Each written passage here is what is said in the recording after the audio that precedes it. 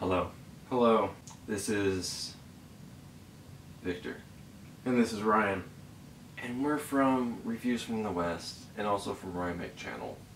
But we're on Reviews from the West, so that's what we're going to focus on today. What are we doing today? Today we're doing new stuff. We're doing new stuff. New stuff. News stuff. New stuff. New stuff. New stuff. New snuff.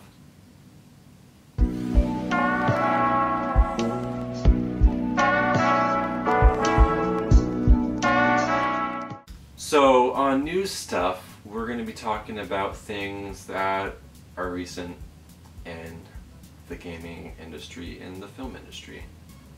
But for this topic, we got something special.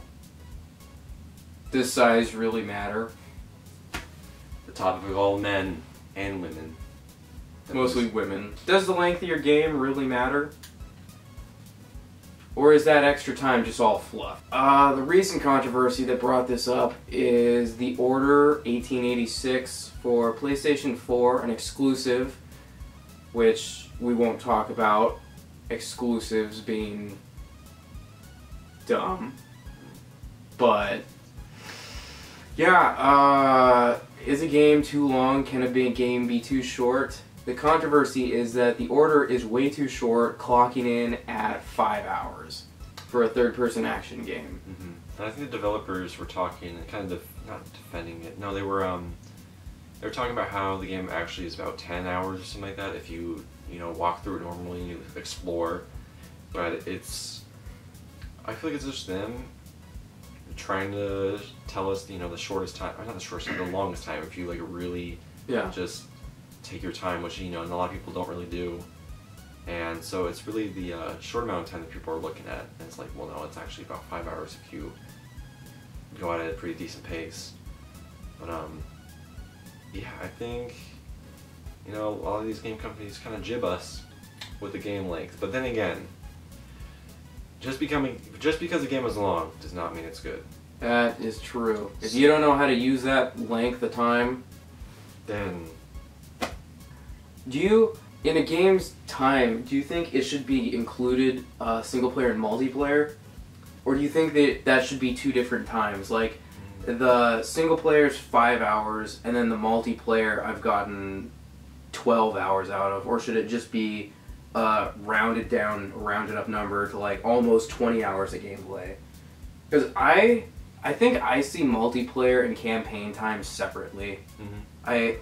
I like, it's the same game, but I don't see it being the same time. It's just a completely different thing to me. Yeah, because you don't hear people saying, yeah, I put 60 hours in the Modern Warfare 2's campaign. It's literally only people care about the multiplayer with a multiplayer campaign sort of game. Or maybe the other way around, because you got games like Tomb Raider, where the single player was pretty dang great, and then the multiplayer felt just kind of eh.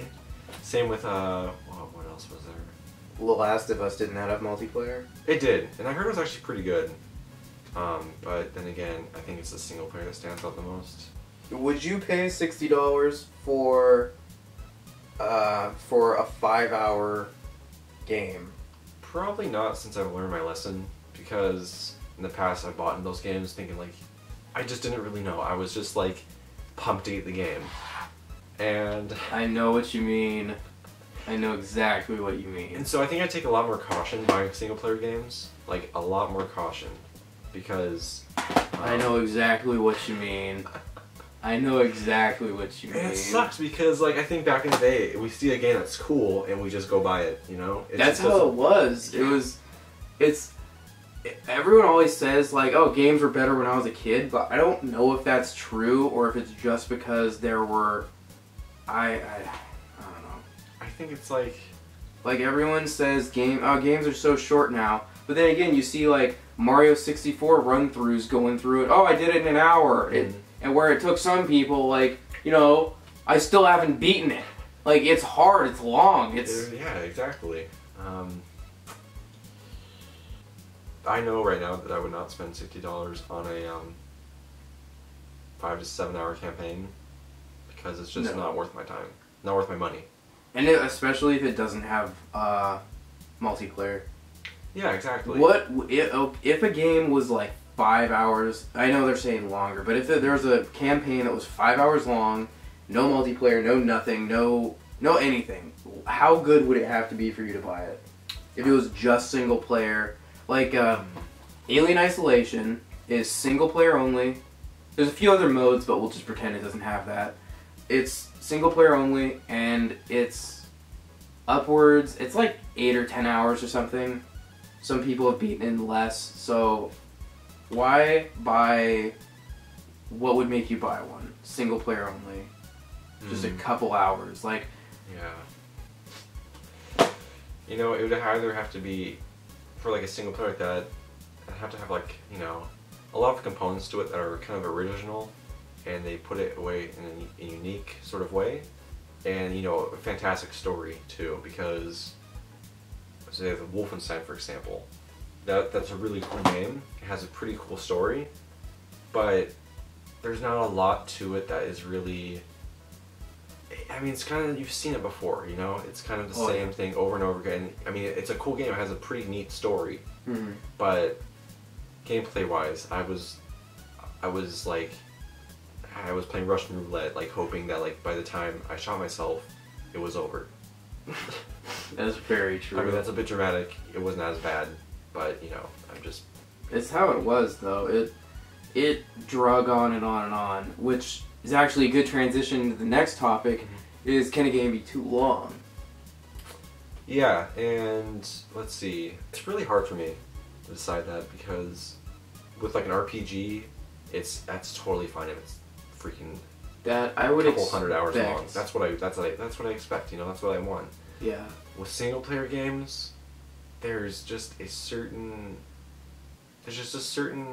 safe zone that you can be in, or if it's past that, you might be dragging it on unless you can pull it off right. I almost feel that has to do with the story. Like, if there's not a good beginning, middle, and end, it's really irritating when it's just the middle for like 6 hours. That's true. Like, the beginning is like an hour, 2 hours, then there's like 5 hours of middle, and there's no ups and downs or something, and it just drags on. Yeah, that's true. I wonder if that's why people were complaining about this one, because everyone was like, oh, games are too short, then they get a long game. Oh, it's too long. I'm starting to now wonder if that's what it is. If it's because, like, in an open world game, it's probably easier to get away with tons and tons of hours, because side quests, mini missions, and it's like, it's not one story, it's tons and tons of stories because there's multiple missions. Where Alien is sort of stay alive, get off the ship, and remove the alien, where it's one mission that drags on, where this is sort of a bunch of missions.